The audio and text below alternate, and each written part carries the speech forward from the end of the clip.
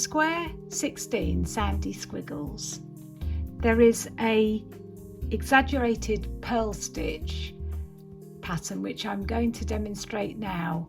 It first appears in the pattern on rows 10 to 11. So I've worked some rows of mocha on this small sample here, and I'm about to begin row 10 using camel.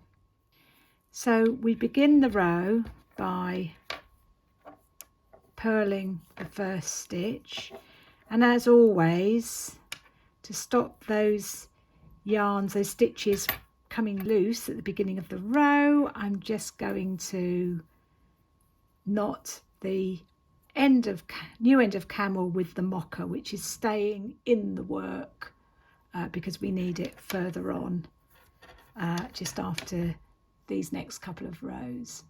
So I've purled one, and then it says keeping yarn held on the wrong side of the work. Now we're on a wrong side row, so that's keeping the yarn towards you.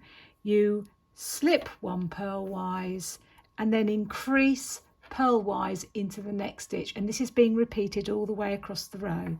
So to increase purlwise, it's a little bit awkward, but you put your needle into purl, bring the new loop through, but before you release the stitch off the needle, you go into the back of the purl stitch and purl again, making 2 stitches out of that one.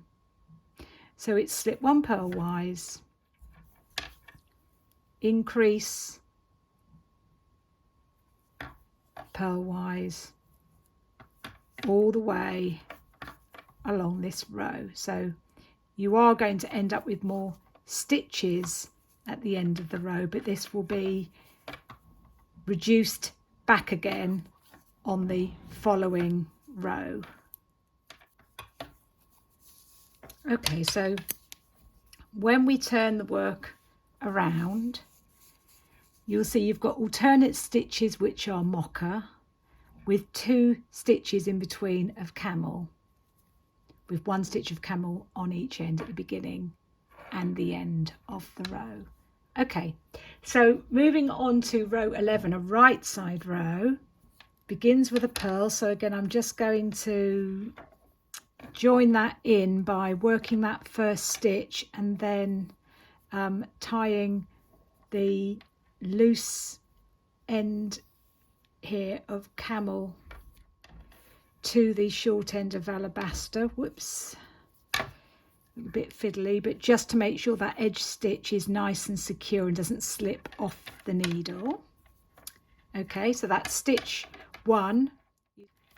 Okay, purl 1 alabaster, and then it's keeping yarn held on the right side of the work, so that is towards you because we're on a right side row. You slip purlwise the mocha stitch, and then you purl 2 together, and it says in bracket this is the 2 camel stitches. Okay, and you repeat that all the way along the row, keeping the yarn held at the front.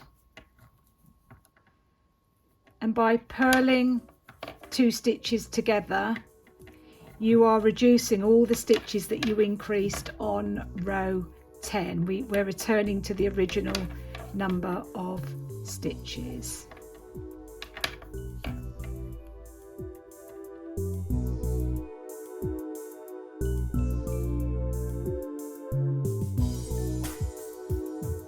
Okay, so now we're at the end of that row, and if we take a look, we've got this lovely textured exaggerated pearl stitch pattern. So that's rows 10 and 11, which are repeated. This is repeated a few times in the square, but just watch because the colours do swap round. You'll be using, you've used camel and alabaster in that order for 10 and 11, rows 10 and 11, but they will swap round to alabaster and camel for the next repeat. So just be wary of that in the pattern, but it's all in the pattern instructions.